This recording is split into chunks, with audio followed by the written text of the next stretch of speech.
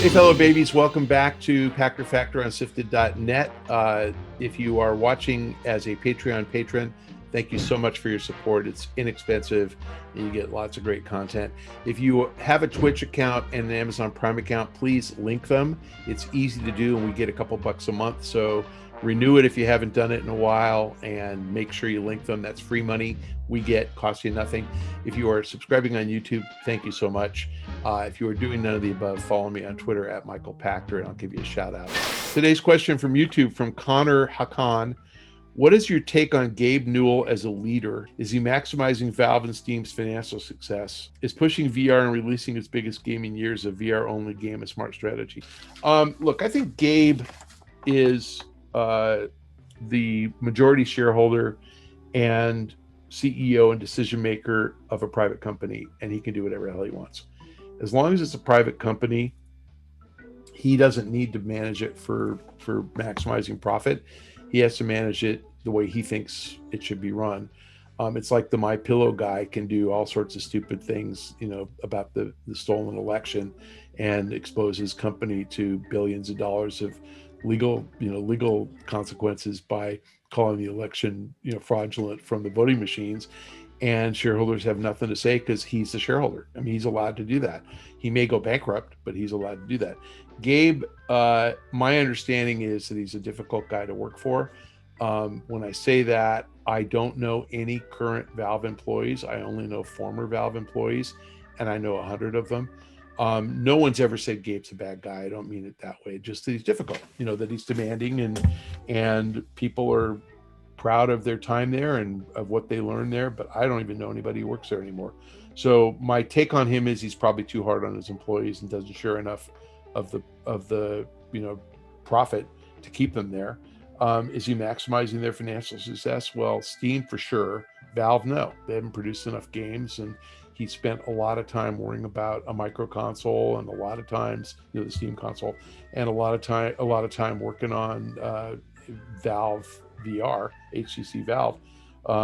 So I don't think VR's time has come. I think he focused resources on something that the market's just not ready for. And he would be far better off bringing out Half-Life 3, which I think I predicted was coming out in 2007. So I've been waiting 14 years. It's coming out right before Elder Scrolls 7. Or is it 6? Whatever, the next Elder Scrolls. Yeah, I don't know how to answer it. I don't know the guy. I met Gabe, I don't know, probably 6 years ago, probably 2014.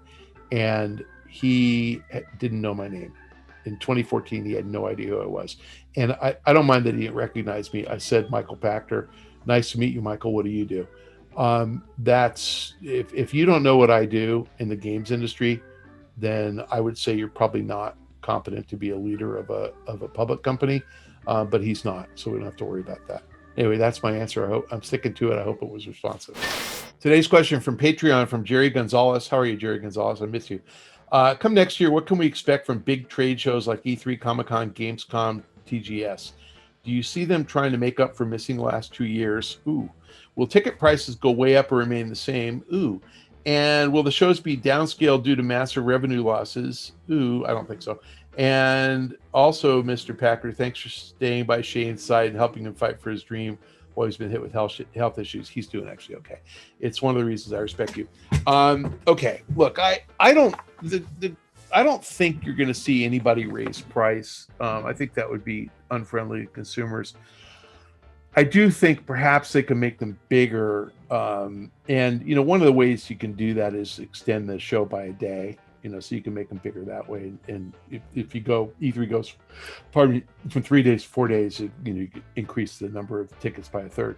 I don't think that they will make up for the missing 2 years in terms of ticket price. I think they will in terms of content. And I think it's essential for all of the constituents in the games industry to support these guys. Consumers matter, and it's important to have these consumer showcases. It's important to bring the media in and have the media publicize your games.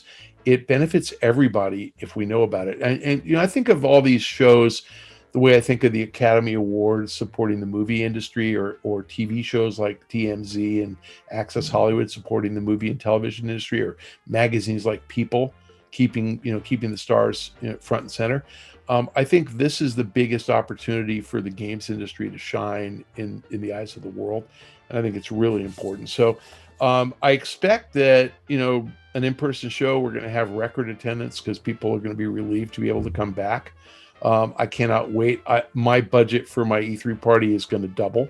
I will literally spend over $200,000 on a party, and it's going to just knock people's eyes out, and I cannot wait because it's going. I miss that. I have party withdrawal. I last had one in 2019, so I'll be 3 years out. I doubt they'll be downscaled. I mean, revenue losses are what they call sunk costs. They've already lost the money, so they don't have to downscale because of that. They'll get funding. The guys who put on the shows will find a way to support with sponsorship. And Shane is doing okay. He's not dying. We don't think he has a life-threatening illness. He's got a problem that's probably going to be fixable with diet and exercise and not working so hard, which means he needs more Patreon support. So make sure you support him so he doesn't have to work as hard. And we'll keep plugging away at Pachter Factor for you. Thank you, Jerry. I miss you. And I hope that you and your family are well. Thanks for joining us on Pachter Factor on SIFTD.net. I hope you are watching as a Patreon patron. Thank you for your patronage if you are. Please remember to link your Twitch account to your Amazon Prime account. We get paid if you are a Twitch Prime member, and you can do that even if you're a Patreon patron. And if you're watching on YouTube and subscribing, thank you. If you're not subscribing and you are just too cheap or poor to do any of the above, you're getting this a week late. And at a minimum, I expect you to follow me on Twitter at Michael Pachter. We will see you next time. Thank you.